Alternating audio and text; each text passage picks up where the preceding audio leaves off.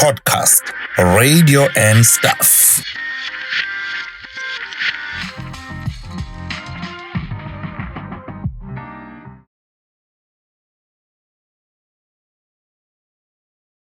Hey, siyabingelela, welcome to i-podcast radio and stuff. Igama lami nguNtokozo Chapha. Podcast yase South Africa ekhula ngesikhulu isivinini le, and namhlanje we are honored once again for having a wonderful guest, a guest that I've always admired from far. Kodwa namhlanje we have him in studio. I'm just going to be introducing him shortly. Kodwa ngicela nje ukukukhumbuza, don't forget to subscribe to this page, don't forget to like this page, and don't forget to share. Enye into esithanda kakhulu kule podcast ukuthi comment, and we do interact with you when you comment, siphendule, you know, kungenzeka ukuthi izinto esikhulumile unembono kuzona, so you want to add kwizinto esikhulumile, so we are able to engage with you. And on purpose, these types of interview kule podcast azoba driven by one person, and today I am driving today's interview, but my partner in crime uNtobeko Khulusa is in studio. Uzobe ngilekelela ngama follow up questions lapho khona kunesidingo. Let's allow him to just greet. Tell the people the truth, that the reason ngicashile namhlanje ngoba amanzi abengekho. Ngiphuma amanzi ngigezile. Angikho clean ukuthi ngabonakala kwecamera namhlanje. Sorry about that. Thank you for that. Hello everyone, I'm Ntokozo Khulusa. Excited, really excited, Ntokozo, to be having the guest that we are having today. So I'm gonna waste no time. It's your show, my guy. Let's go. Asathelele lithuba simukele ubaba esenisikhathi ngimazi kakhulukazi kwezimbusazwe. We know him, he's been the premier of the province of KZN. We know his journey in politics. You know, kunabantu abanikela ngempilo yabo banikelele ukuthi kukhululeke abanye abantu. Even right now he still pushes for ukuthi umuntu omnyama akhululeke eNingizimu Afrika. Lo ngikhuluma ngaye ke ubaba uMacingwane, ubaba uWillis Mchunu. Siyakubingelela baba, siyakumukela. Ngiyabingelela nami kuwena Ntokozo noNtobeko nabo wonke icrew ekhona la ukuhlanganisa ngihamba nayo icrew yes, uqhawekazi. Siyabonga kakhulu baba, sibonga ukuthi usimukele isimemo sethu. Uyazi singena nje kuyona ingxoxo yethu. Ngike ngayibuza ngicabanga uMacingwane ngoba ever since ngikwazi uactive kwezepolitiki. Ngaphambi kokuthi ube active kwezepolitiki, impilo yakho before that khona oke wakwenza omunye umsebenzi ongaphandle nje kwezepolitiki? Angiwazi umsebenzi ongaphandle kwezepolitiki. Ngoba nayo ipolitiki kuya ngokuthi usho ukuthini. Yebo baba. Ngepolitiki ngoba kwesinye isikhathi siye sitolike in a very narrow way. Yebo baba. Kanti ipolitiki is a very broad subject. Yebo. Ake sithathe nje ngokuthi mawuthi ngangenzani before ngene kupolitiki.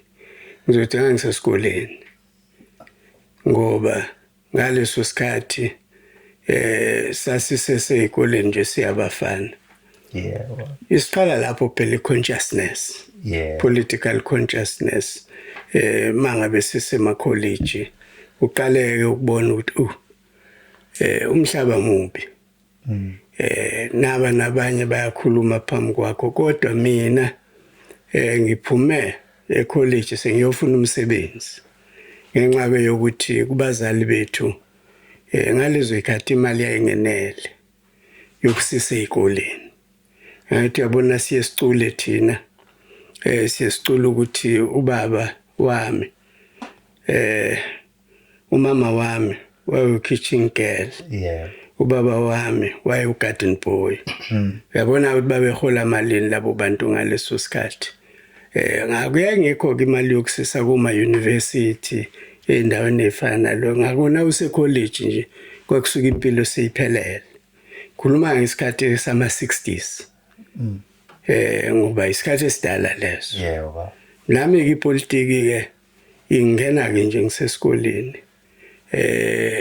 ngithi ngitshela abantu ngithi ukubulawa kuka Verwoerd ngo-1966 iningi lethu sasesikhonjasi ngaleso sikhathi ngoba nathi sayeka ngisho ukuya emaklasini sekufike nje udaba lokuthi usebulewe manje ngithi ke mina kwase kuyipolitics leyo kwase kuyipolitical consciousness kodwa ke phuma lapho ke nasekufanele ngiyosebenza ngisebenza ke manje sengivele ngiconscious yes nangifike ekusebenzeni sengiyofuna lama underground structures aka ANC ngaleso sikhathi engibatholayo abadala ngithi ipolitiki uyifunda kwabanye abadala engibatholayo abadala bathi no ipolitiki manje awasekho ama structures ANC joina inhlangano ekhona ngaleso sikhathi thina ke mina umuntu nje wangifaka kupolitiki ngempela kwakuumunye usisi waseShesterville uRita Lithuli may her soul rest in peace uye wathi cha ngizoniqoqa nje niyintsha yaseShesterville nginifake kwi-Young Christian Workers kodwa lapha siyoniqeqesha nje ukuthi nikwazi ukuhlaziya impilo ekhona bese niphuma niyoyisebenza angithi yabona ukuthi akukho ukuthi wawenzani kwaqala nje kanjalo ngiwumsebenzi ngozwa kahle la ngiphuma lapho ngingena phi kuma-trade unions futhi okay ayithi nalapho futhi imvamisa kukhona abantu abayepathina bebuka ama-trade unions babuke ngathi akuyona ingxenye yepolitiki kanti ingxenye enkulu yepolitiki leyo ayithi usebenza la uyi-trade unionist kodwa ngaphandle usebenza imisebenzi kakhongolose ngoba abantu esababesifundisa ipolitiki yilaba ababekade beyisakdu kwi-South African Congress of Trade Unions kodwa futhi bewu-ANC sebesebenza manje underground iqala lapho-ke yonke lento yepolitiki ukuthi umuntu akhule kuyipolitiki okuze kwafika-ke ekutheni nase ngiyimemba ngokusukela 1973 ye-trade union-ke manje khuphuka njalo ngize ngizophuma-ke sengiphumela ukuyoba u-organizer ngisefemini ngaleso sikhathi ngisebenza efemini ngumsebenzi efemini ngihamba phambili ekulungiseni izimo zaleyo femu ngaleso sikhathi ngoba leyo femu kwakuyifemu ka-asbestos yes kungekho zinto zokuphefumula zabasebenzi kungekho lutho nje nento ekuthiwa ama-dust extractors kodwa ngokuthi sikhona siyayilwa leyo nto yagcina ikhona kuleyo nkampani ngiyayizwa ngisho ukulwela amalungelo omsebenzi amalungelo omsebenzi noma edinga ukubeka isinkwa etafuleni kodwa makube nokuqiniseka ukuthi nempilo yakhe iyavikeleka mengabe semsebenzini ikakhulukazi nje kwakuyileyo yokuthi isimo sokusebenza somsebenzi asibe isimo esine dignity yes kusho ukuthi umsebenzi womsebenzi awungafiki umhlukumeza bese umcekela phansi futhi kube ngathi akanasithunzi akabe nesithunzi angithi akubona ke konke lokho kuyingxenye yepolitiki yes kodwa futhi kuyalumbana ukusebenza ngaphansi kumkhakha we-trade union nokusebenza ipolitiki yangaphandle emphakathini ngoba ngithi lo muntu ufika abe umsebenzi la yes kodwa uyaphuma futhi ayoba ngaphandle emphakathini mawulungisa ipolitiki enye yemfundiso ezazikhona ngaleso sikhathi kithina zazi ukuthi uma ulungisa emsebenzini lapha kufanele kubuka ukuthi yini ledala ukuthi kuze kube khona inkinga yomuntu emsebenzini ipolitiki and therefore ngeke ukwazi ukulungisa lapha ubusuthi uqedile ingalungile ipolitiki ngoba ngeke kulunge so kufanele ukwenza konke ngiyizwa kahle ke Macingwane. Now ngoba ngenzela ukuthi ngokwesikhathi esinaso siqinisekise ukuthi ngifuna sifike kwi politics yanamhlanje. So angifuni isigxile kakhulu kumlando singafikanga kweyanamhlanje. Ukuba active kwakho ngiyakuzwa kusukele kuphi. Now umlando wakho ngiyawazi ukuthi uhlanganisa i-South African Communist Party, uphinde ube ne-African National Congress phakathi kwezepolitiki. So mangabe uphatha ikhadi lezepolitiki uqale ku-African National Congress before ube ku-SACP. I'm just uqala ku-SACP. Uqala ku-SACP. Awusifundise lapho sisebenza kanjani. Angithi ipolitiki yabasebenzi. Okay. Phakathi kwi-trade union yabasebenzi. Okay. Kukhona ama-politicians e-SACP okuyibona abafundisa ipolitiki. Okay. Ephathelene ne-political system. Okay. Angithi uyabona uyaqala ukuyazi i-political system ukuthi yingani sine-political system enje. Yes. Yini informal political system yase South Africa. Nokuthi ilidwa ama-capitalists, that's where you learn it. Yes. Ukuthi na abantu ngempela who are the drivers of politics in the world over is the capitalist society. But abantu who would be the drivers of change in revolution are the workers. Yes. It's a historical phenomenon leyo. Yes. Ukuthi abasebenzi uma bengekho emzabalazweni wepolitiki. Yes. Ayikho i-revolution eyoya phambili. Angithi kala ke abantu aba-conscious kwi-politics yama-communists. Kodwa ngaleso sikhathi abakwazi ukuvela ngaphandle uthola ukuthi lo useyaziyo ukuthi uyi-SACP ngoba babebhenishiwe. Okay. So yonke into isetshenzwa ngaphansi kwegama le-trade union. Kodwa kusetshenzwa both ideological politics as well as national politics. Kusetshenzwa khona la kodwa ake ngithathe nje ukuthi uma kubhenishwa abantu ngo-1976 angithi babhenishwa kwi-trade union movement. Kodwa babhenishelwa ama-political activists. Yes. Baningi ababhenishwa ngo-1976 ilapho-ke thina abanye bethu bancengwa ukuthi hamba-ke manje uyongena ema-ofisini. Shiya emsebenzini uyongena ema-ofisini. Mina-ke it took me 2 years ukuresponda kuloko. Ngo-1978 ngaresponda ngashiya emsebenzini ngayongena-ke manje ukuba u-full-time organizer of the trade union. Of the trade union. Ngo-1978. Kodwa ngayo leyo 1978 sengiyoxhumana nalaba ababhenishiwe futhi. Yes. Ababhenishelwe ipolitiki. Yes. Ingani ufuna ngiqhubele ipolitiki yabo within the trade union movement. Yes. Around 1980 ke ila ngiqale khona ama-activities ami underground 79-80 nje. Okay. Ama-activities underground sengiyisebenza ke manje nenye insizwa kwakuthiwa u-Alfio Simthetho ngaleso sikhathi. Now when all of this bekwenzeka i-build up you trade unionist kune-SACP kune-ANC, was it always known ukuthi uma sekushaya isikhathi sokuthi umuntu omnyama uzovota kube nama-political parties abantu abamnyama azongenela ukhetho, was it always known ukuthi i-SACP ayizolmela ukhetho as a political party kelekeqe? Was it always part of the plan? I don't think ukuthi kwakuyiplan engabe yayengaba concretely expressed. Okay. Into esemqoka phakathi kwe-relationship ye-SACP ngoku-understanda kwethu. Angiyithathe nje yonke into eyayi-alliance. Abasebenzi yibona abayi-support base ye-South African Communist Party.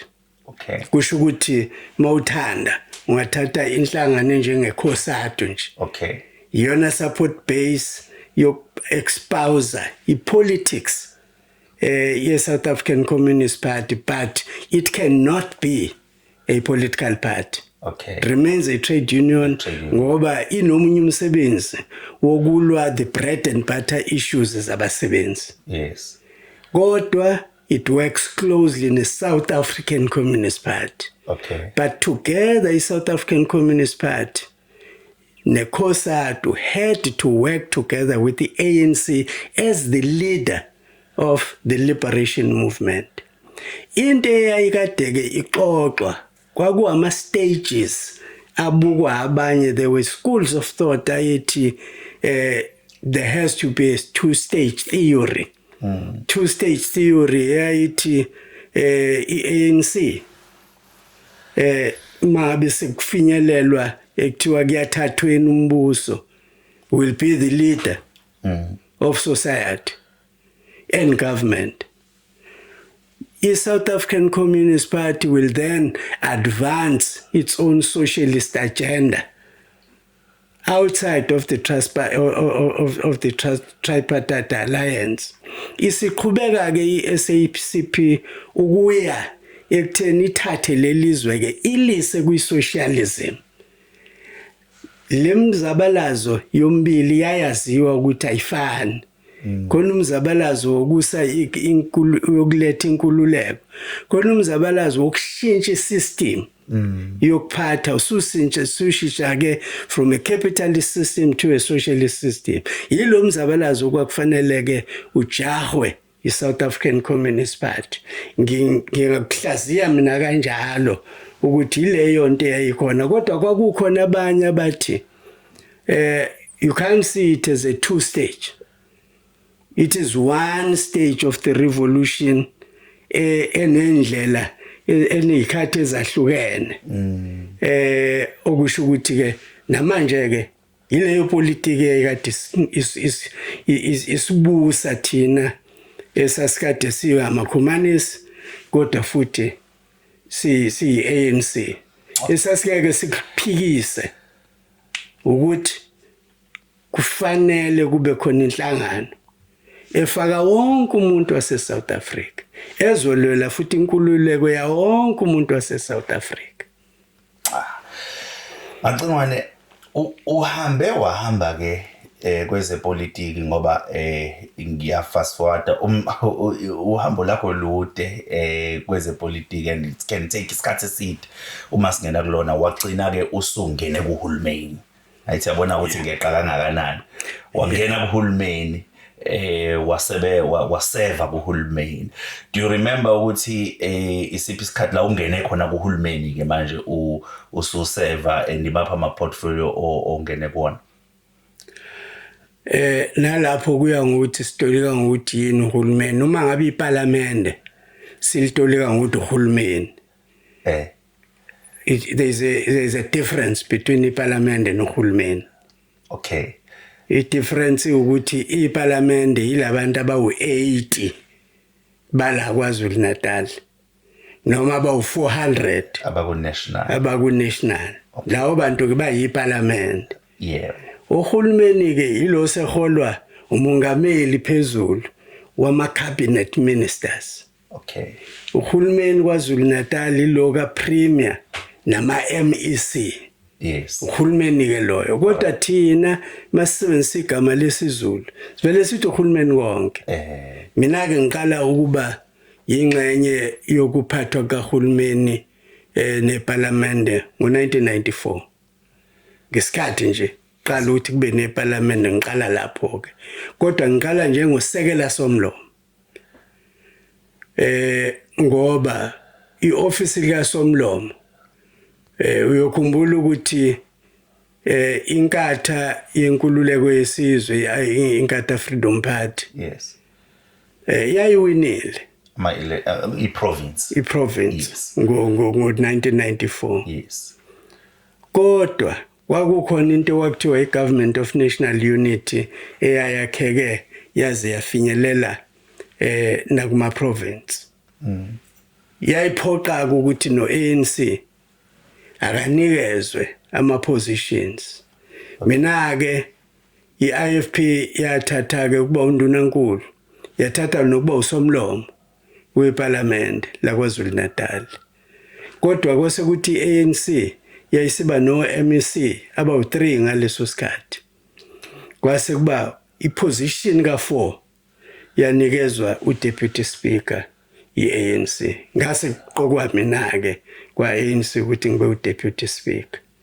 Okuhambe ke for 10 years kwathi nabi iANC seyiwina ngo2004 ngase ngiba usomlomo ke kusukela ku2004.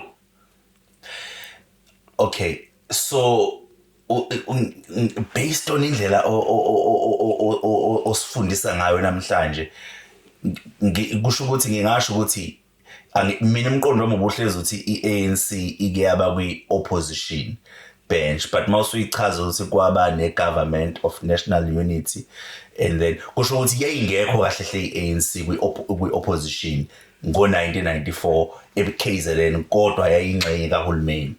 iANC yayizibeka ibe yi-opposition kodwa yayingayona. Okay. Kodwa yayikuhulumeni we-national unity kusho ukuthi ke provincial unity. Okay. KwaZulu Natal. Kodwa indlela eyayisipositiona ngayo yayisipositiona ngokuphikisa izinto eziningi eParliament. Okay. eParliament kakhulukazi ngoba angithi yayingaphoqi phela leyanto ukuthi nani seParliament nivumelane. Parliament is a democratic institution where each party pronounces on its policies. So ANC ya adopta a position ethi we will continue and espouse our own position within the legislature. So yenza kanjalo. At that time, you were part of the leaders of the ANC. Yeah. Definitely with the leaders and man leader namalesokat, you were pushing ukuthi i-province nigcine nikwazile ukuthi nithathe, of which it did happen in 2004. Yeah. Besides just being in the power of in the position of power, imapha ama-plans ekuyiwona nani nayo nanibona ukuthi if thina singena nazi izinto esiyibonayo ukuthi zama-grey areas ezingakhombisa ukuthi uhulumeni uholwa abantu abamnyama. Yonke i-political party engena kuhulumeni isuke isikhathi esiningi ine-policy nama-policies ayo.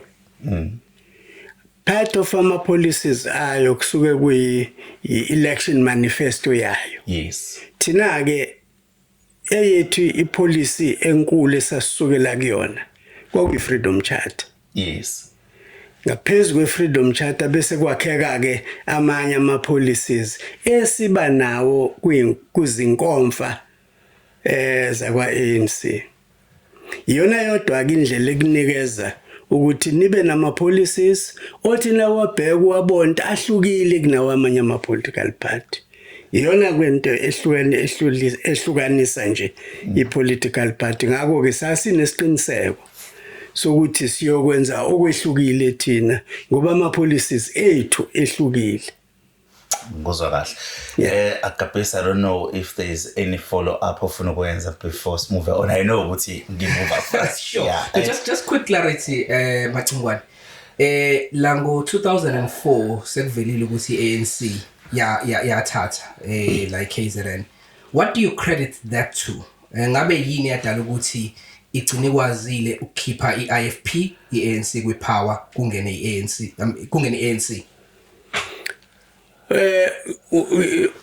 It's a combination of things.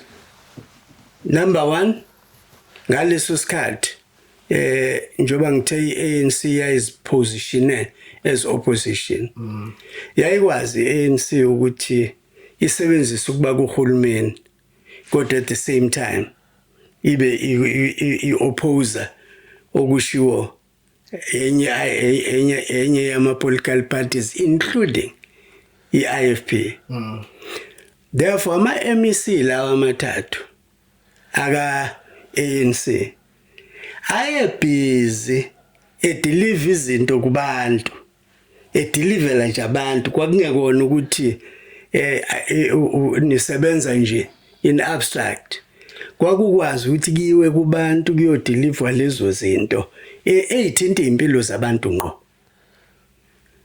Ngakho ke kusho ukuthi ukuba kuhulumeni kwakusisiza nako. Sure. Kodwa futhi at the same time singaphandle kwahulumeni sasikwazi ukutshengisa abantu ngokwanele ukuthi nakho la behluleka khona laba abanye. Thina siyaphumelela ngapha, naba abanye bayahluleka ngapha.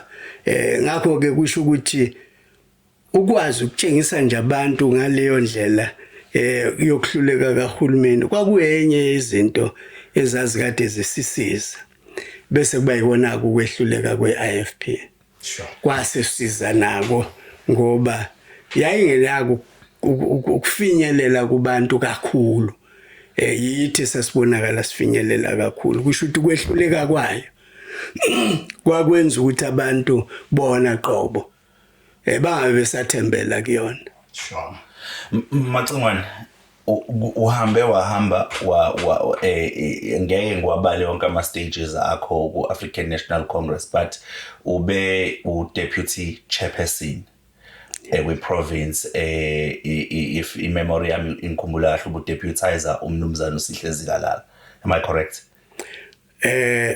Ngideputize abantu abathathu. Yebo. Umuntu oqala. Yes. Engamdeputize kwaba uZweli Mkhize. Okay. Ngicabanga ukuthi kusukela I think kwaku 2008 ngaleso sikhathi uma ngingaphosisi. Okay. Emva kwaZweli Mkhize eseyoba uTreasurer General after 2012. Kwase kuba khona ukubangisana phakathi kaSenzo Mchunu nami ukuthi ubani ozoba usihlalo.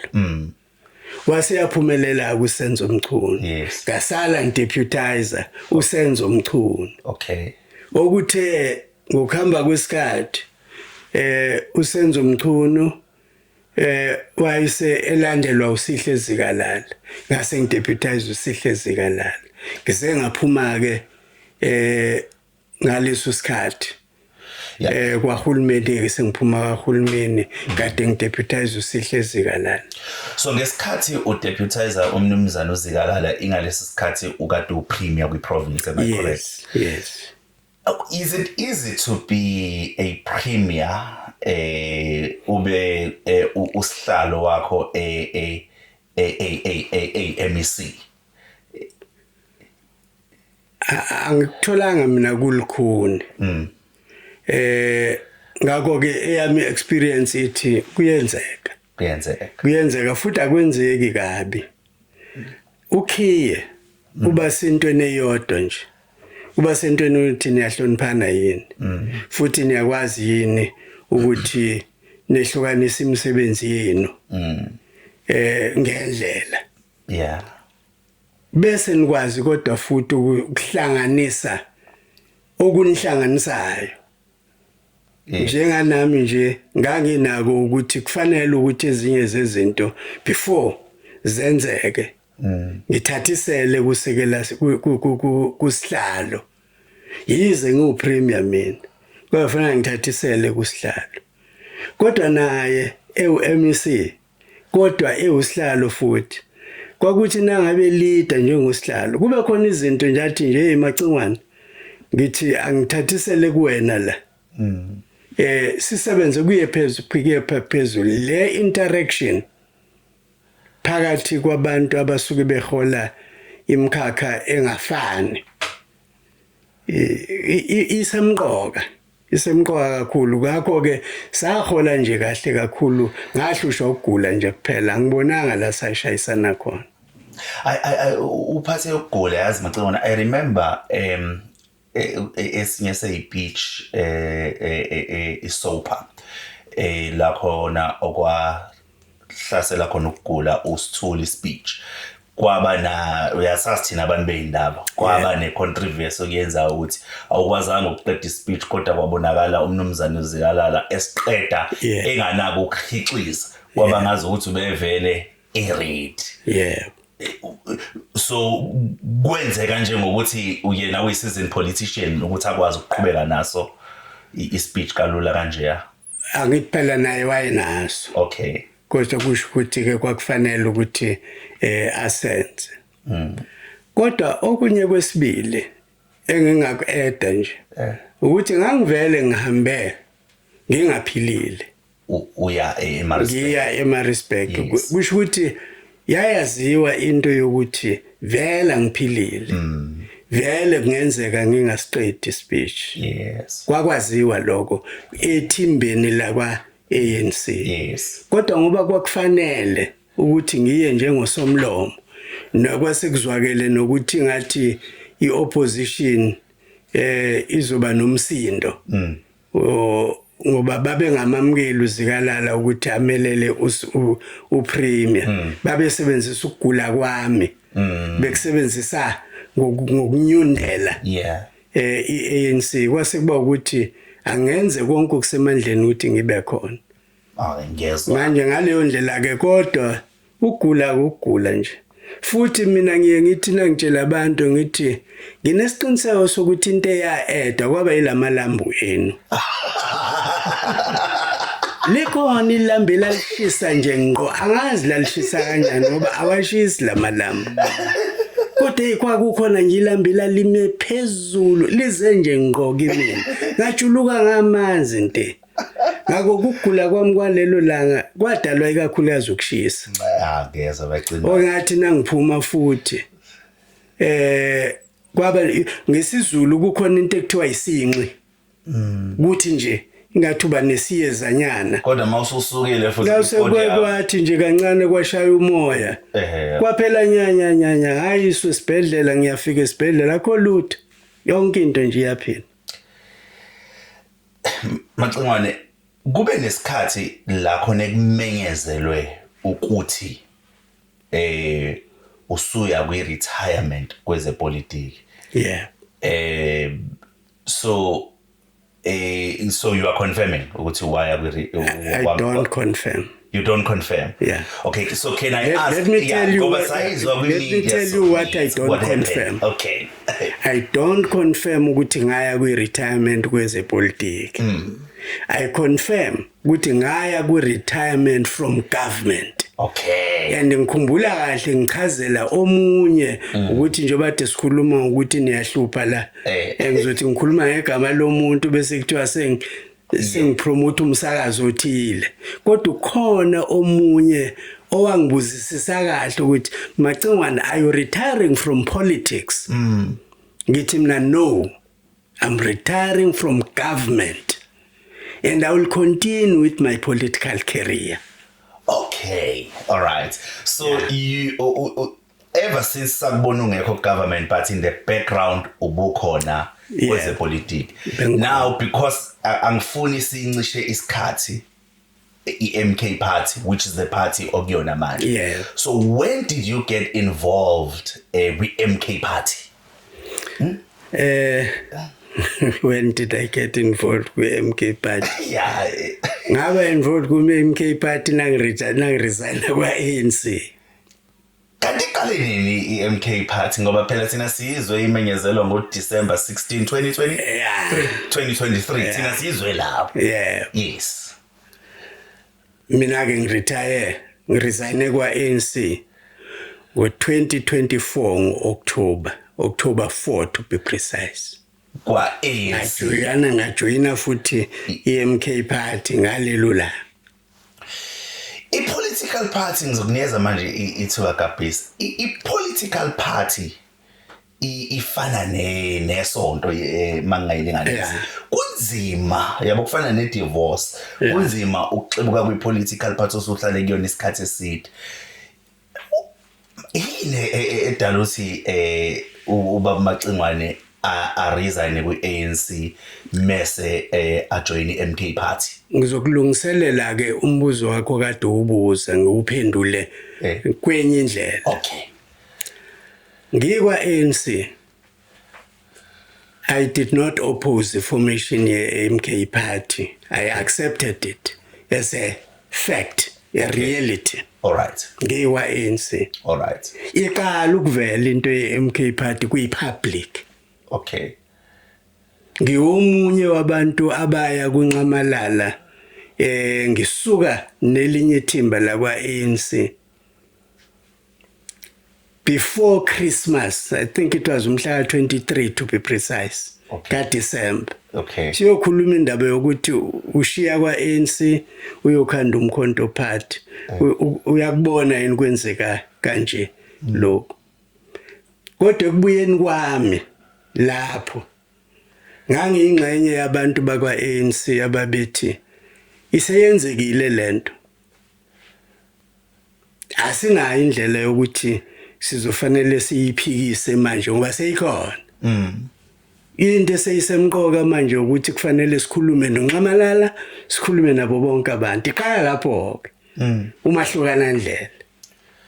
Ekutolikeni ukuthi kufanele kumiwe kanjani neMK party. Abanye bethu bathi cha.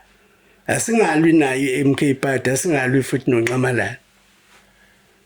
Abanye bethu bathi bambiza ngazo zonke izinto sithi thina ngeke kusize konke lokho. So angithi yabona ukuthi simkhakha emibili kwa ANC ngaleso sikhathi. Yila ungathi ke khona abanye bethu accepted the reality yokuthi ukhona umkhonto wesizwe manje. Kodwa also accepted the reality yokuthi any fight between umkhonto wesizwe ne-ANC was an incorrect fight.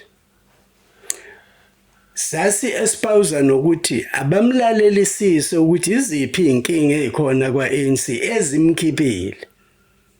Ngoba sasivumelana naye ukuthi sikhona. Sasingaphikisani naye.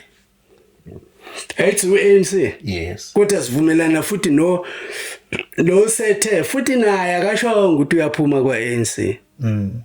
Angithi ngalelo sikhathi akaxoshiwe kwa-ANC. Yes, yes. So siwe-ANC sonke naye.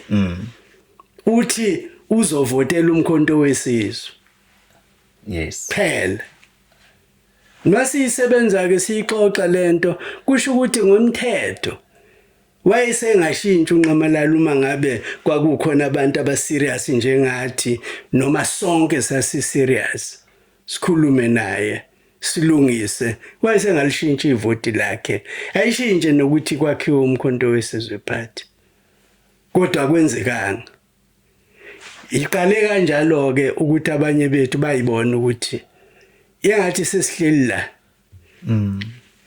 sesihleli ngesinqe sodwa vele ngoba vele salaleleke bese kuba worse uma uzothi uhleli la ubusubona uyibonele nawe ukuthi yazi la sengihleli nje ngoba phela ngathi sekhaya kodwa umthetho wakhona vele ngisadingakala kodwa ke ngihlalile kusukela leso sikhathi kuze kwafika umhla ka29 kuMay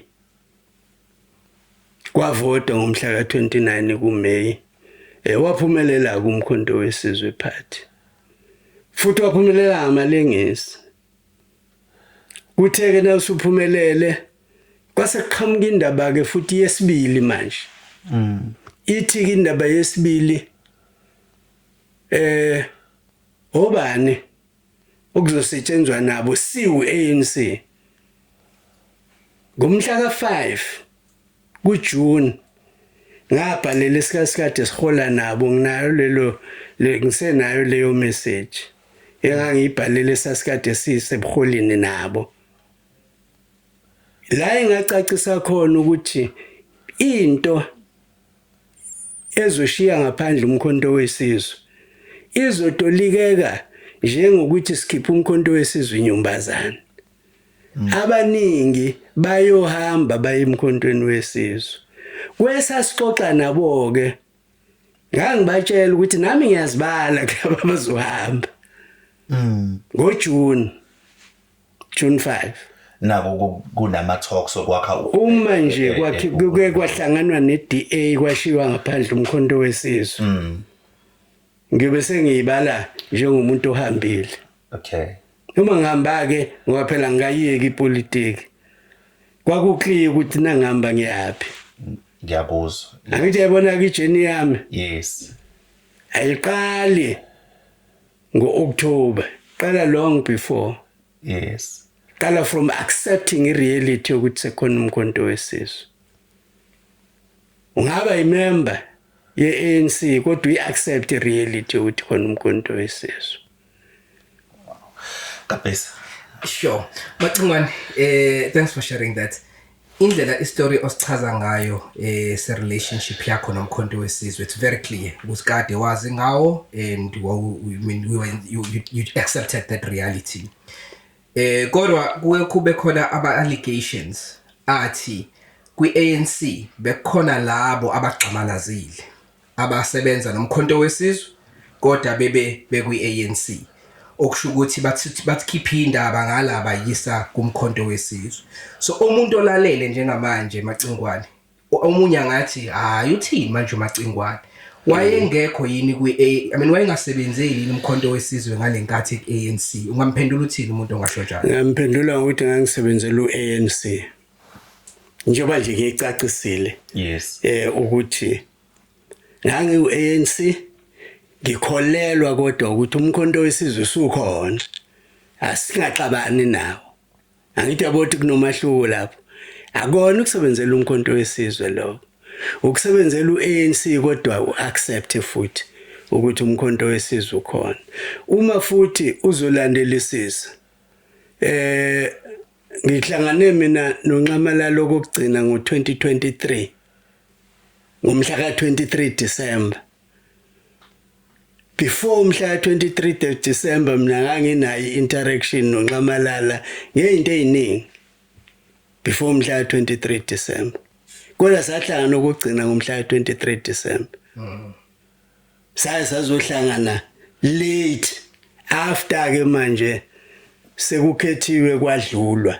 Angithathi ke njengomuntu owayexamalazile. Futhi nabo abanye mina ngibathathi njengabantu ababexamalazile. Uyazi ukuthi uNcamalala masikhuluma naye sikhuluma ngalolu daba lokuthi uzovotela umkhonto wesizwe. Sajula ngalo. Asivelanga sakhuluma nje superficial. Sajula ekutheni kusho ukuthini ngempela ukuba kwa-ANC kodwa uvotela umkhonto wesizwe. Sachaza naye waqala phansi wathi ake sikubukeke nje ngemithetho yase South Africa kuyaphika yini. Kuyaphika yini bese sidlula siyotolika idemocracy ke nje. Yona qobo. Iyakuphika yini idemocracy ukuthi ungaba enye inhlangano votelenye ngaleso sikhathi. Angithi yabo so there are many lessons that could be learned. Yes. From into eyenzeka ngaleso sikhathi. Yilento ke engiye ngithi ke mina asingavele si debate superficially bese sikhuluma ngokuthi abantu baxamalazile noma baxamalazile. Asikhulume ngokuthi abantu kuyidemocracy banalo yini ilungelo noma banalo. Ngiyabuzwa Macingwane kodwa ke ngokwe-democracy no-constitution ye-country ngiyeza ukuthi cha iyavuma but ngokwe-constitution ye-political party ke because angithi ne-political party inemgomo yayo. Iyakuvuma inloko i-constitution ye-political party ewu-ANC ukuthi ngiyi-leader khona ngi-pronounce publicly ukuthi ngizovotela another party. Ayikuvumi nama-policies ka-ANC awakuvumi. Now, sekufika ke kutheni which is which that guides you. Yini engaphezulu kanembeza wakho. And uNcamalala nasiyidebate leyo nto usikhumbuza ukuthi bangaka abantu abavote lapha ya eParliament bevota ngokunembeza wabo. Usibuza leyo mbuzo. angithi uANC sonke naye Yes. uthi benikhona kwaANC ikhona iconstitution ekhona ama policies eANC nase kuxoshwa mina eParliament bangakhi abavota ngonembeza babo manje ke lo mbuzo yes ila ke okuhamba kushayisane khona unembeza wami nama policies enhlangano engisuke ngithi ngiyingcenye yayo ngaleso sikhathi ubuhle nobubi balokho amacingwane yabona ke kodwa phezukwa konke there is democracy. Okay, so Macingwane uma ngikhumbula kahle angisakhumbuli kwakumuphi unyaka kodwa bese kuyisikhathi sakhe uNcamalala there is a leader angisakhumbuli igama lakhe owakwathola ukugxekwa ethi abavoti abaspoile ama ballot papers but angifuni ukuya kulowo ngoba igama lakhe alibuyi but he did also receive a lot of criticism ngokukhuluma kanjalo. Now ngifuna ukuthi singene you are currently as we record a convener of EMK party kwi province ya KwaZulu-Natal, am I correct? Yeah. Okay. Can you quickly just highlight the top positions of the MK party ukuthi amkanjani currently? Currently kukhona uconvener okuWillis Mchunu kube khona udeputy convener okuLinet Zwane. uLinet Zwane ke isikhathi esiningi kuye kunakeke ukuthi uMrs Zwane. Okay. Kanti umthetho wakhe ukaMavundla. Uyinkosazana yasebukhosini bakwaMavundla le eLower South Coast. Okay. Endaweni yasezinkolweni nendawo namaphethela. Okay. Bese kuthi iposition yesibili ucoordinator. Okay. okuSibusiso Donda no deputy coordinator okuShelly Velemse. Okay. Province yase KZN. Province yase KZN. Then nationally sino president obviously Ncamalala sibe no deputy president uJudge John Hlophe, yes. Correct? Bese uba no secretary general Floyd. Yes. So ezinye zezinto ezihlezi zibuzeka ukuthi ngoba most of you guys nikhulele ku-ANC including yes. even secretary wenu even though iswa ku-EFF but ukhulele ku-ANC. Yes. Bekunendlela kwi-ANC kunendlela kwi-ANC esaziyo ukuthi ama positions abantu bangena ngayo kona through ama elective conference right. From regions to province right. To national ukuthi kwi-MK the plan ukuthi kusetshenziswe isystem ehlukile yini. So i-question yami lapho ngoba angikhumbuli mina from where I'm seated kuba ne conference within the MK ukuthi kube nama positions. Ngimlalele upresident eyikhuluma leyo nto ngingakabi imember yeMK ngamlalela eyikhuluma sengiyimember yeMK. Okay. Nase ngiyumholi weMK party. Yes. Futhi ngiyavumelana nopresident neNational High Command.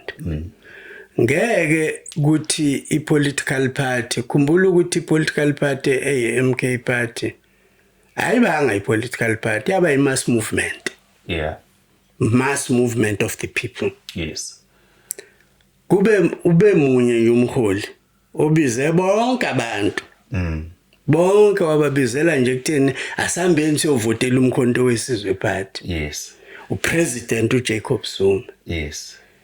Ungabali ukuthi khona okhumalo nabanye. Yes. Kodwa upresident uJacob Zuma ubizela abantu emkhontweni. Yes. Bavota abantu benza lento akade babizela kuyona. Lokho akubenzi organization.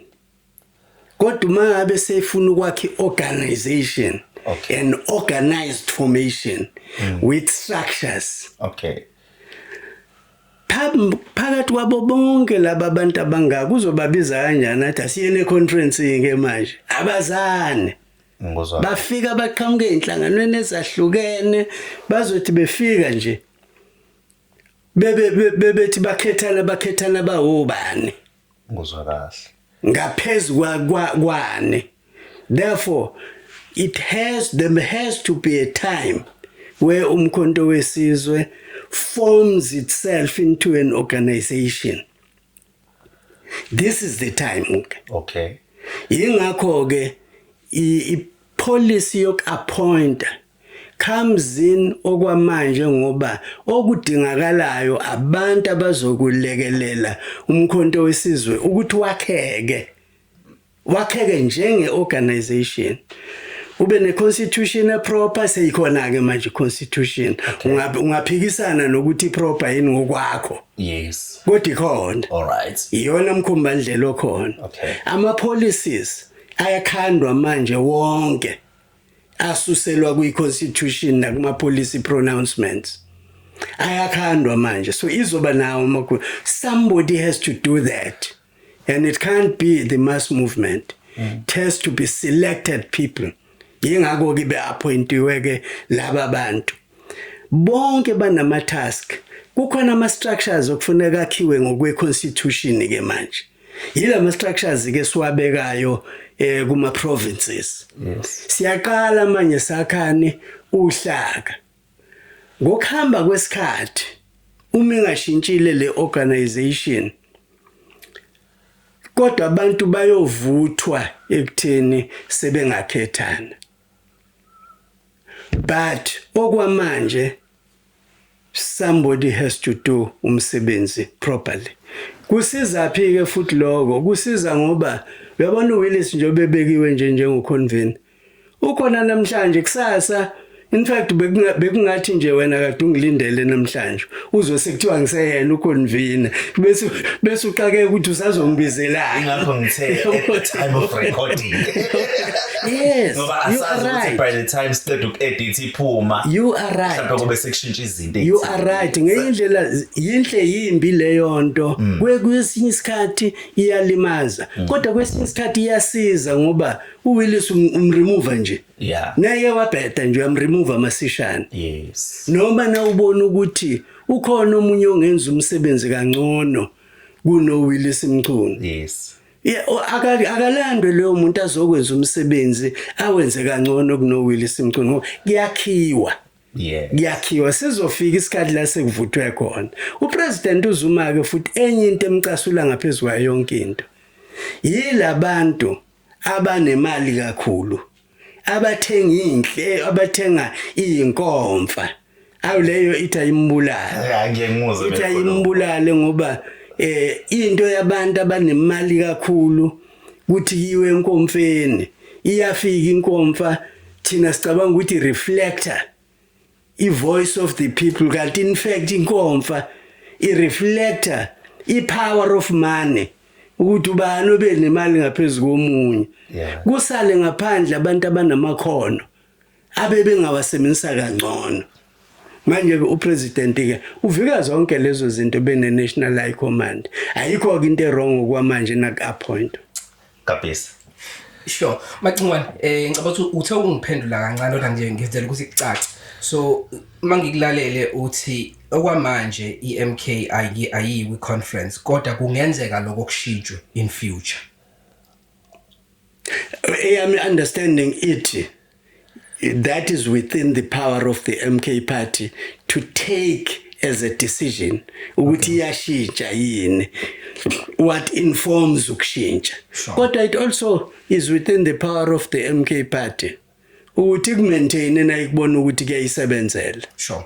Just a follow up on that. So Macingwane uthe kuhle kumbi ngoba namhlanje uconvener wase KZN ingenzeka ukuthi soon ungabe uyena mawukuthi iMK party bona ukuthi awu perform ngendlela.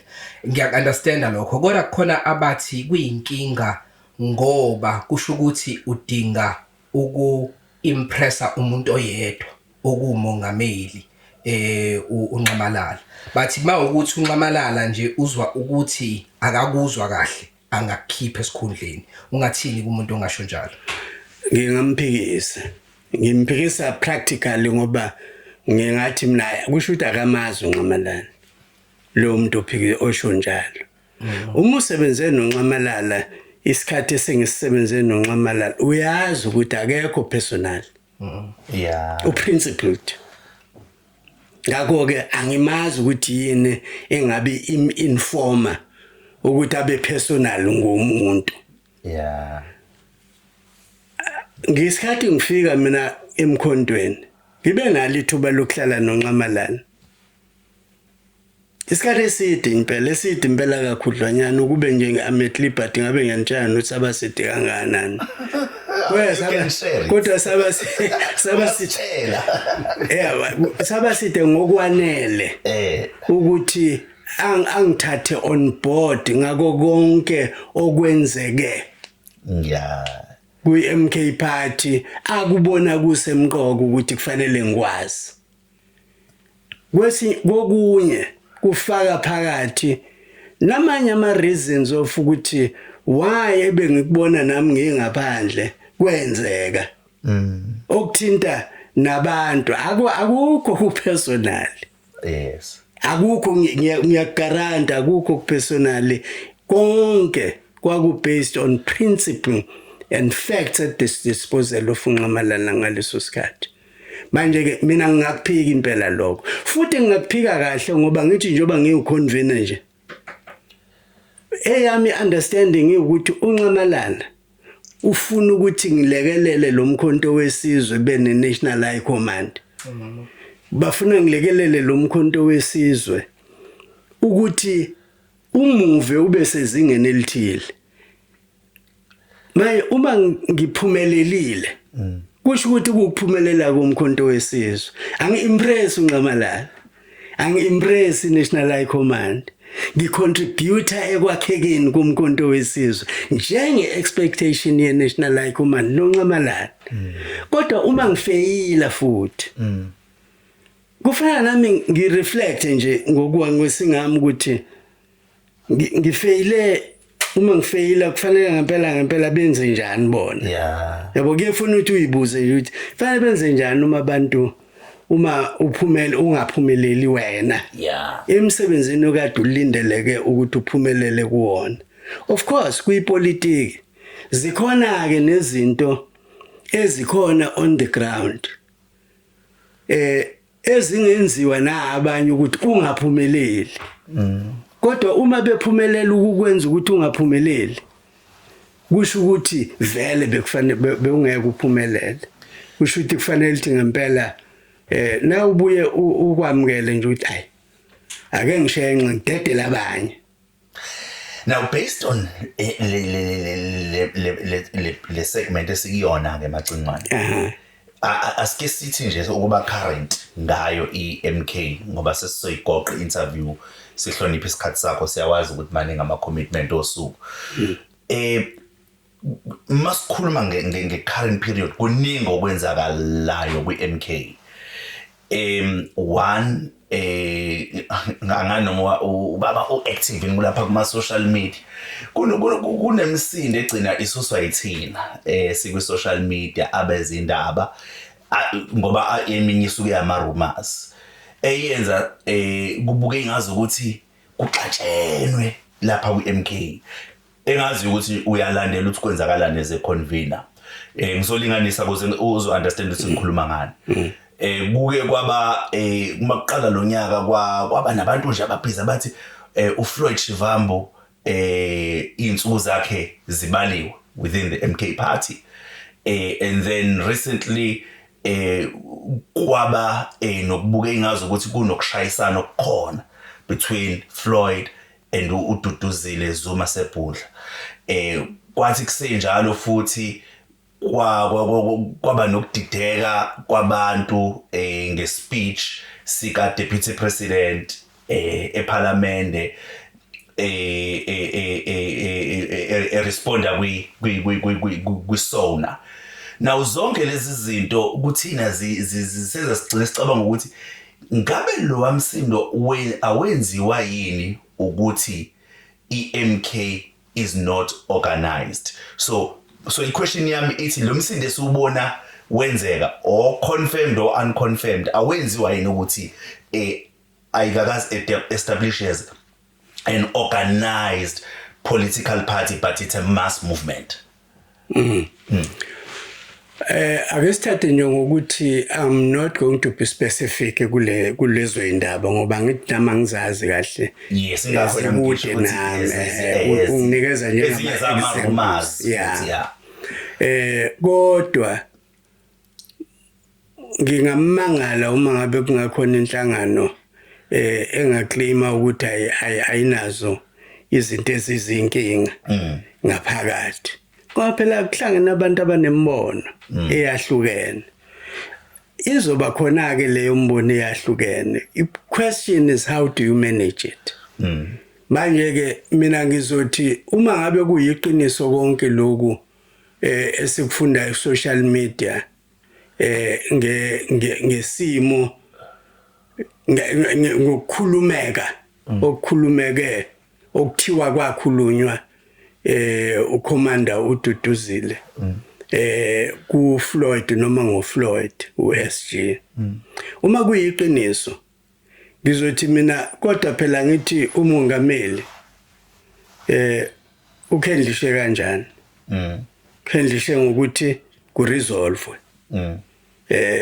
that's the objective, that's an objective action on the part of president. Yes. Ngoba kufanele ku resolvekile kodwa ngiyazi futhi ukuthi uma ngabe kuxoxwa na ku National High Command asayoba khona ama processes ukuthi kuze kufikwe lapha nje kwenze njani ngoba upresident uZuma uyayazi process yokuthi uma ke kwakhona izinto eziyimpikiswano afuneki isale ilenga funeka ikhulumeke zize ziyofika esiphethweni thina ke singalindela leso siphetho ukuthi sikhona yini esitshelwa thina officially by the MK party kodwa mayelana nje nenhlangano ukuthi iyazakha noma mass movement there will be tensions.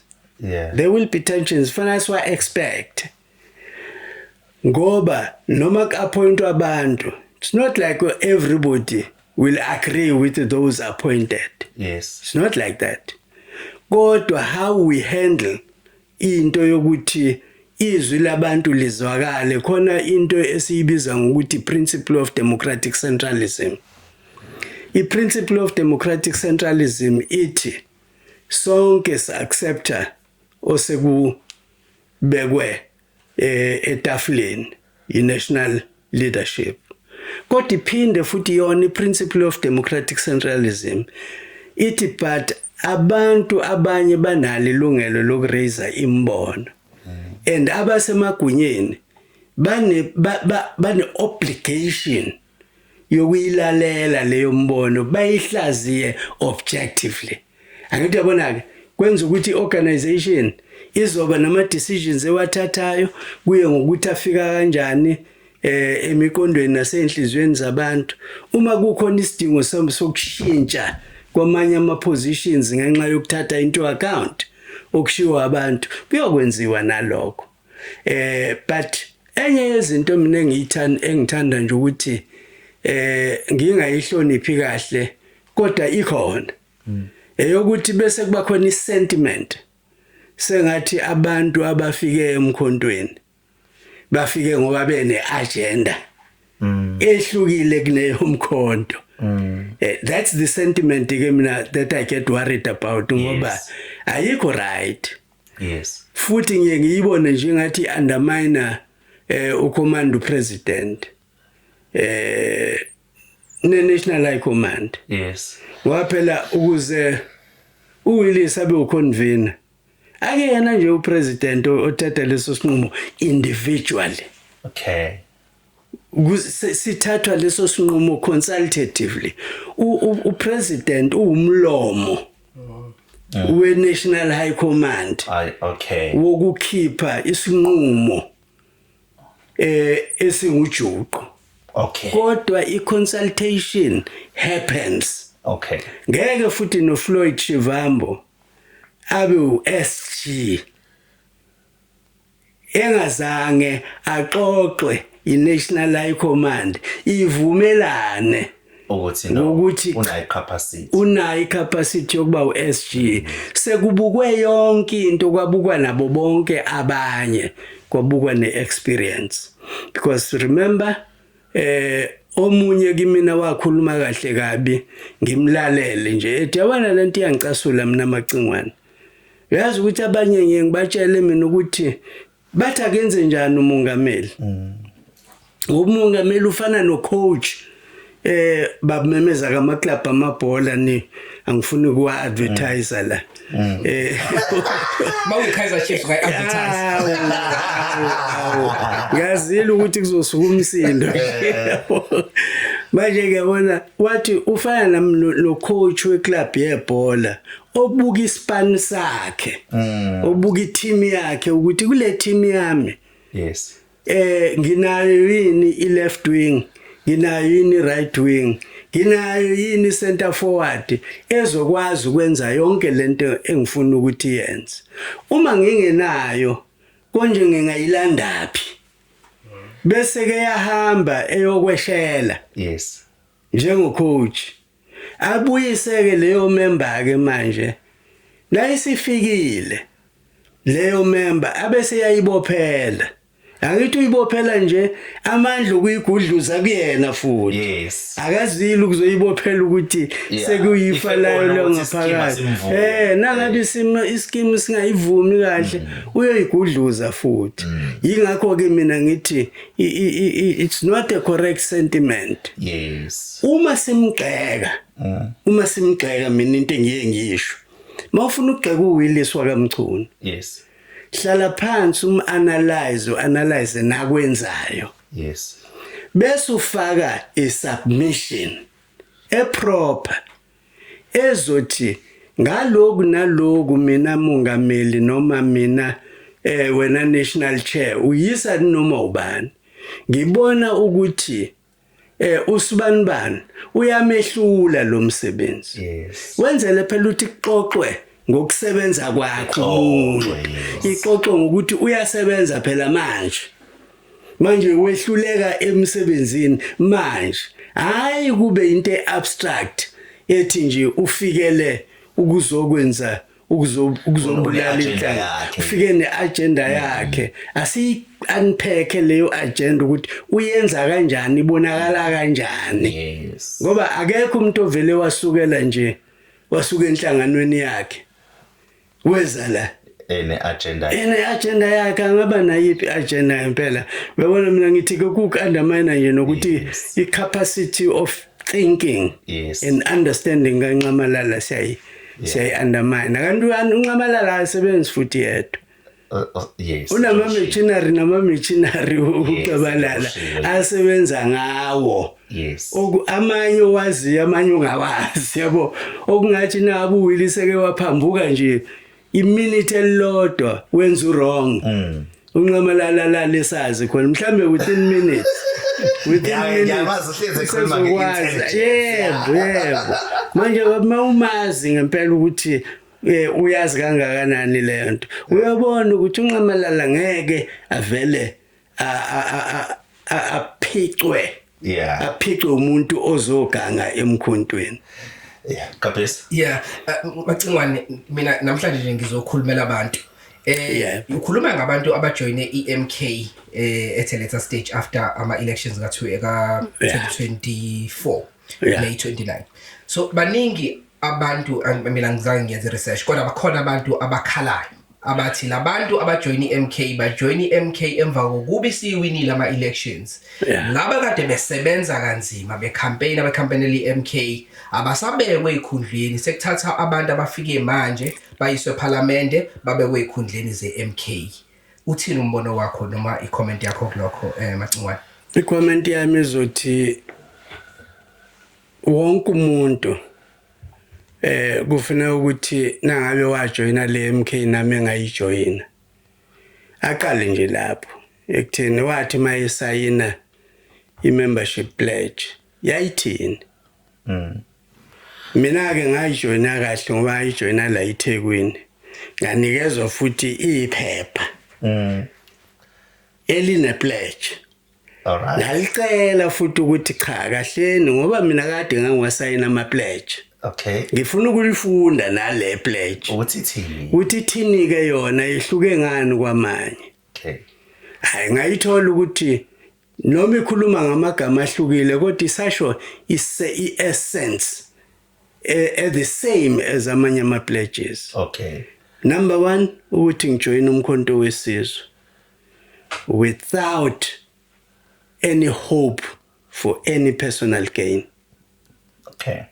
No hope, and I have no intention of gaining anything. Manje ke mina ke ngiyamquestion umuntu othi kwakufanele kubekwe yena noma kwakufanele kubekwe othandwa uyena. Ngiyamquestion ngoba it can't be the criteria. Yes. Ukuthi umuntu akabekwe ngoba Yes. yena wafika ngalesikhathi okungasho ukuthi sikubukela phansi lokho. Ngizwa kahle. Asikubukeli phansi lokho siyakubonga. Kodwa upresident useke wakukhuluma kaningi ukuthi phela nawe wawucontributor. Yes. Ekwakhiweni komkhonto ukuze kwenzeke lento esifuna ukuthi yenzeke. Hayi kodwa ucontributela ukuthi ukuze ukwazi ukuthola umuntu ozothandwa wena abe kuyiposition noma wena qobe ube kuyiposition.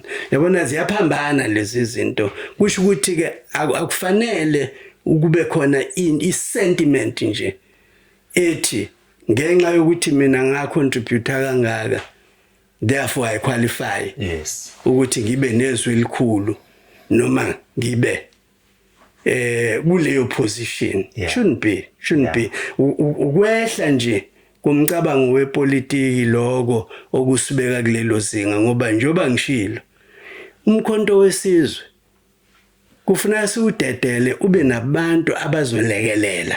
Yes. Ukuthi wakheke ikhadi ayifani. Yes. Isikhathi se-mass mobilization nesikhathi sokwakha ama-constitutional structures zehlukile le khadi. Yes. Futhi ke mina ngiye ngithi ngubufakazi obusemqoka ngoba uma upresident ethi kumina angilekelele wayichaza leyo nto ukuthi cha isizathu mfowethu sokuthi ngicela ukuthi ulekelele kule msebenzi wokuconvene yingoba une-experience yokuba uconvene. Awuqali la ukuba uconvene. Khumbula-ke nangixoxa umlando wokwakha ama-unions ngixoxa umlando engekho ama-unions eqalwa phansi Ngizwa kahle akhiwa. Yes. Khumbula futhi ukuthi ngo-1990 noma ngingaxoxanga ngoba asingenanga. Yes. No-1990 nabe kwakhiwa u-African National Congress. Nami ngikhonjwa ukuthi angiyoqala enye region la KwaZulu Natal. Enye iqalwa uHerry Gwala ngapha, enye iqalwa uTerrell Kota njengoconvener. Enye iqalwa yimi njengoconvener. Angithi amacingwane kwakuyi-region yayibizwa ngithiwa yi-Northern Natal. Northern Natal. Yeah, the most difficult one. Yile region eyayifaka kusukela ngale kothukela. Kusukela eMandeni uziyoshaya eMangusi. Kudle nje ubombo lwaseSwazini kudlulwa nje ngapha. Yonke leyo ndawo ufaka oShowe, ufaka oMpangeni, ufaka uMtubatuba oPhongolo. Zonke lezo indawo zayingena kuleyo region. Manje ke akuyona ke experience yokuqala ukulekelela. Akuyona experience yokuqala ukulekelela ukwakhiwa. Ufuna leyo experience kunxamalala hayi ukuthi ufuna uWillis ngoba emthanda. Cha ufuna nje leyo experience ukuthi awulekeleleke la emkhontweni manje. Ngeke ngasho ngathi isikhathi sizosishaya ngoba inkulumo yethu ijulile kakhulu but sesigoqa nje ngithi mbili imbuzo sele Macingwane. You are the convener of the MK party KZN. If you are invited to form a government mangenzeka kuthiwa kwenzeka noma yini kulo GPU okhona Government of Provincial Unity and the MK is invited ukuthi aqale phansi kwakhiwa ibe ingxenye ye-GPU. Is it something eniyeni ixoxe kwi-MK leyo ukuthi ningaba ne-interest kuyona? Makuthiwa sibe ingxenye ye-GPU. Yeah, Government of Provincial Unity. I'm considering ngokwama-elections the percentage enayo as i-MK party. Kusicasula kakhulu ukuthi sasikho kuhulumeni we-province. Yes. Mina akayithi kungicasula manje angithi uyakhumbula. Oh yes, ngithe ngange kwakhongolose kodwa angaze ngikusekele nje ukuthi umkhonto wesizwe ungabi ingxenye kahulumeni. Okwami ukunderstanda ukuthi umkhonto wesizwe kwakufuneka nje as a principle unikezwe ithuba lokuthi una 45% ngokusho ka-IEC. Yes. Kodwa ukuthi inombolo ngempela ziphelela ku 45% is subject to interpretation. Yes. And court processes. Okay. Kodwa ngokuthathe kona lokho khona ka 45%. Ukungayihloniphi isifiso sabavoti bakwaZulu Natal. Ukuthatha 45% uthi awube ngaphandle kahulumeni. Awuhloniphi bona abavoti. Ethi ke iview ithi kufanele ngabe umkhonto wesizwe iwona olida uhulumeni wakwaZulu Natal. Usungabafaka abanye. Ukuxoxa kwethu ke kuye kuhambe lapho. Yes. Kodwa ngiye ngithi ke kubantu iyahlupha ngoba akuyona indaba ye province. Yes. Indaba ethinta i-national policy direction. Yes. Kufuneka thina nasiyixoxe ne-national. Okay. Ukuthi eyethi view ukuthi kuyafuneka ukuthi umkhonto wesizwe ngabe kuhulumeni.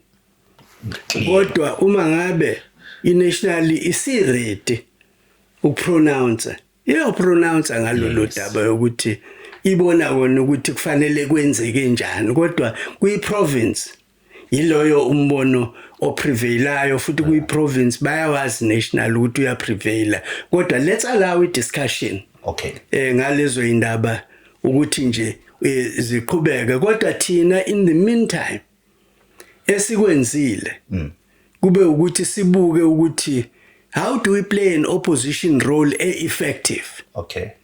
Enye yezinto esiyenzile kube ukuthi kuseyimanje asibe sakha i-shadow cabinet. All right. Yethu njengomkhonto wesizwe okusho ukuthi ngeindlela sesizakhile. Ngiyayizwa, yes. Saba ready to play our opposition role effectively. Ngokwakha i-shadow cabinet where we have a premier, shadow premier, shadow MECs right across. All right. So for this year in 2025 that's how we are going to function. Nalivulwa nje isishayamthetho sifunctiona ngaleyo ndlela. Wow. Sukela isuka nje. Now nginama follow up kulokota ngengene kuona asiye ku kanti mina nginayo inkinga njalo. No, angithi manje ngisabela isikhathi sakhe ngifuna uqinisekise into uyangibamba manje. Yazi isikhathi sami siyahlupha especially ngoba ngama nana imanager enkulu.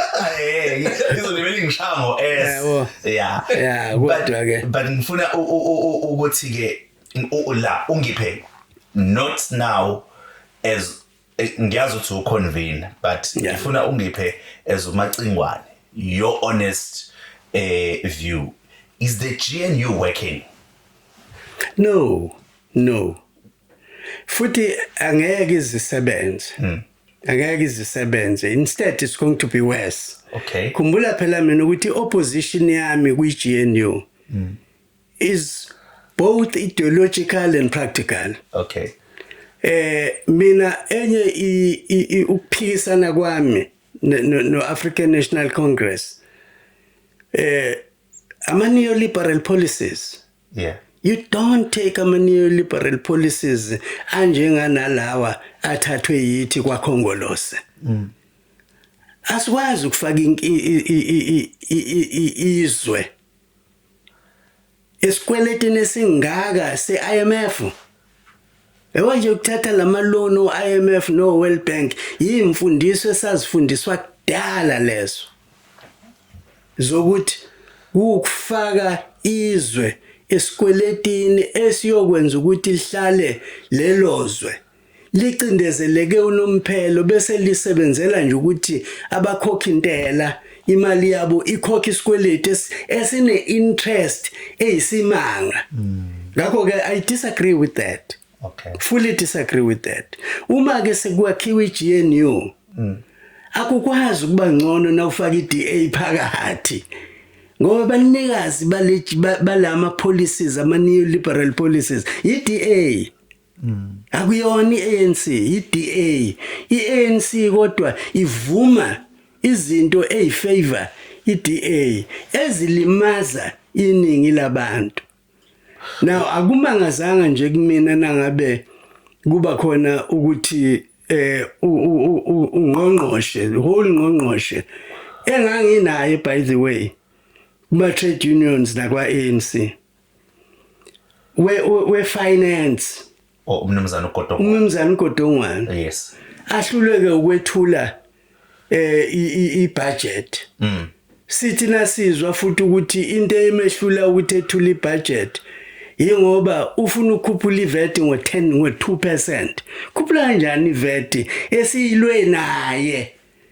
Sasiyilwa naye singayifuni kwakuthi ibe u14% ngaleso sikhathi. Yakhuphuka ke yaba u14. Namhlanje u15. Kodwa iVAT limaza bani? Ilimaza abantu laba abaphuwa. Ayilimazi ongqiwa. In fact uma ukhuphula iVAT usave labantu abanezimali ngokwanele okuyibona abantu ofana ngabakhokha ama tax amakhulu okufanele ngabe kutaxwa bona manje ke okusho ukuthi ngenye indlela bekuvele ku wrong ukuthi akhuphule iVAT ngo2% ngoba izolimaza abantu kodwa futhi ku wrong nokuthi alalele aphikiswe iDA bese lalela iDA ku wrong kwakona lokho. That's how that GNU is fractured. Yazi ngifuna ungena kuleyo ngoba it's very nice and current. Sifike kanjani lapho Macingwane ngoba now we have iDA as you are saying esiphume in public ukuthi simise yonke into ngoba iANC bifuna ukunyusa iVAT ngo2% and sikhule sazi ukuthi iANC iyona enenhliziyo eseduze kwethu thina esidonsa kanzima. Now sifike kanjani ukuthi iANC izithole isifuna ukushaya ama policies acindezela thina esidonsa kakhulu? Sifike ngokuthi kwa ANC abantu abalidu ANC kube yilaba abantu inhliziyo zabo ezisebenzela onxiwankulu zikhohlwe abantu laba esebesiba representa yonke leyo nto iqale ukushintsha mangose inaccess kahle ngo2017 ila iqale khona ukushintsha washintsha upresident kwashintsha ama ministers kwaqala ukuthi kuqale lama neoliberal policies ke kwa ANC kwaqala ukuthi ama policies akwa ANC akade thathwe kuma conferences anga implement. Okay, enye yalawo ma policies ile policy esiyibiza ngokuthiwa i-radical economic transformation efaka phakathi ukushintshwa ownership ye Reserve Bank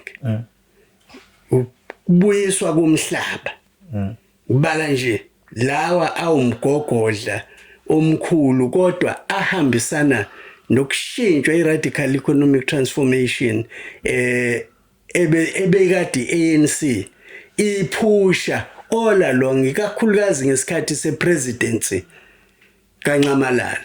Ubonaka abantu abaningi nje abekade bewu-ANC bengeke bahlukana kalula noNcamalala. Yima bayazi ukuthi ngesikhathi sakhe nanka ama policies akade eclear ezothatha lelizwe alise phambili kodwa ashintsha ngo2017. Kapes Umbuzo wami nje wokugcina Macingwane njengo convener we-MK like KZN mangingaphosisi i-MK party celebrate unyaka ibile khona no 2 months manje seku 2 months manje yes Yes. ngisho Angaphezu konyaka. yes ngalawo ma celebrations Okay. oyi-head of i-presidency uMagasela Mzobe wathi i-MK party will take over our government before ama-Easter mangingaphosisi ngabe lawo ma-plans ahamba kanjani? Ilawe ngeke ngawaphawula ukuthi kwaZulu Natal siyakusho lokho asikuhlonisi uMagasela Mzobe uomunye futhi kwabakushoyo national kodwa ngeke phela kudepende kuWillis Mchunu ngeke depende nguMagasela Mzobe ngeke kudepende ekutheni provincial detachment ithini kuyo depend ekutheni national high command mayisihlanganile yahlanganisa imikondo yayo yalixoxa loludaba yona ithini ayikalixoxike okwamanje masilixoxile nje uyozwa ngayo nami ngiyonikhumbula nangabe silixoxile ukuthi nake nangibuza Macingwane kwezinye zezinto ezicurrent ke umbuzo wami lo wokugcina ile yamasosha kithi South African National Defence Force alapha kwela se-DRC recently sibone kubuya ama remains of 14 of them. Lay people ngaphandle abangazi understand izinto but they should be called back babuye kwi-country. As a seasoned person in politics, just briefly take us through, should we really be having members of the SANDF there? When should the country decide no, we pull back our resources? Mina ngiyingxenye yalabo abantu abathi siyingxenye yeAfrika. Okay. Angithi ubuza mina personally hayi njengoconvener womkondo wesizwe. Ngiyingxenye yabantu abathi siyingxenye yeAfrika and therefore sine duty ne obligation yokuthi siyi country eyiphathi yaseAfrika la ekufinakala khona nekufisakala khona futhi kunesivumelwano nalabo balelozwe. Yes. Sikwazi ukucontribute nathi ekutheni kube khona ukuthula. Yes. Angithi uyayizwa itrust yethu ukuthi siyo contribute ekutheni kube khona ukuthula. Yes. Uma kuukuthi kuzo contribute ukuba khona kwearmy ekuthuleni asikho isizathu sokuthi singayisi khona. Okay. Ngoba kusho ukuthi kuzo contribute. Kodwa akube nesivumelwano esikliye nabaholi balelo lizwe.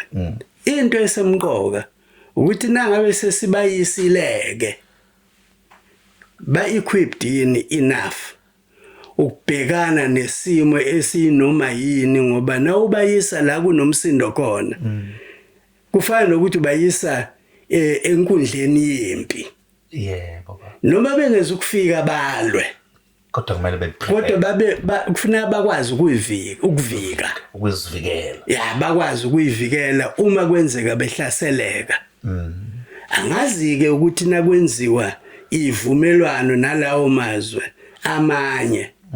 Kuye kusuke kubhekwe ini nani. Uma kungabhekwanga kodwa ukuvikeleka mina bengiyophatheka kabi ukuthi kuhanjiswa nje abafana bezwe ukuthi bayoba isisulu sokulimala uma kungabhekiwe lokho. Kodwa ukuvikeleka yinto okufanele thibe khona ngoba ilungelo ngisho nasempini noma bekuthiwa kunjani ilungelo lokuvikeleka nokuyivikela kumuntu noma uyisoja noma yalona ku guaranteed lokho. Angazi ke nangabe kuukuthi labo bahamba futhi ngokwemigomo ye-United Nations Peacekeeping Force ngoba kungenzeka ukuthi mhlambe bebehambe kanjalo. Uma bebehambe kanjalo kusho ukuthi ke leyo mgomo isiyaphuma ke ekutheni into yase-Afrika seyiqala ukungena ekutheni iphathwe na amanye amazwe ngaphansi kwe-United Nations. Angisupporti ke kakhulu lokho, mina ngisupport into yase-Afrika. I'm an African, ngisupport izinto zokuthi iAfrica ayibe necapacity yayo isingaba nobudlelwano nalaba be-UN kodwa okwethu nje akube Africa based okungenani kube ngaphansi kwe-auspices ye-African Union, ngoba yilapho kuzokwenzeka khona ukuthi zonke izinto sithi take them into account because we're going to an African country. We must resolve into yaleyo African country in the best way possible on behalf of the African people sitting there. Angihlukanisike futhi mina nokuthi as you send people on a peacekeeping mission, but you must not stop dialogue. Abantu abangaziyo bayazi ukuthi I'm a firm believer ekutheni dialogue is an important instrument ukuresolve ama-dispute. Kwesinye isikhathi dialogue can prevent the escalation of war, but the rules of how we run dialogue are very important. First and foremost, we must all be committed to the resolution of the problem. Ingakho ke ngiye ngisupport kakhulu ama-mediation efforts kuma countries ase-Africa. Ngakho ke angazeke ngizwe kahle ukuthi kwenzakalani eDRC. Ikhona yini i-mediation effort, ngoba that's why we are able to identify ama role players and bring role players together to talk peace. Macingwane, siyabonga kakhulu isikhathi sakho namhlanje ukuthi uzivakashele la kwi-PRS. Kubonga mina kakhulu, ngithembe ukuthi asixabananga ngakho ke abantu abangaxabene baphinde babonane futhi. Uyabona nje Macingwane besengasha amanzi bengaze kushaya u2. Siyabonga kakhulu. Ubonga mina kakhulu. All right, le podcast Radio and Stuff, igama lami nguNtokozo Chapha and uNtobe kube khona. Wanna say bye-bye? No, I don't have to, but bye-bye. Ngiyabonga kakhulu Ntobe, ngibonge nakwi-team yonke. Yeah, siyabonga kakhulu. Ungakhohlwa ukusubscribe, ungakhohlwa ukushare leli page, and don't forget to engage, let us comment. Namhlanje besikade isihambele sethu kubaba uWillis Mchunu oyi-convener at the time of recording ye-MK party in the province of KwaZulu-Natal. Sabo. Thank you.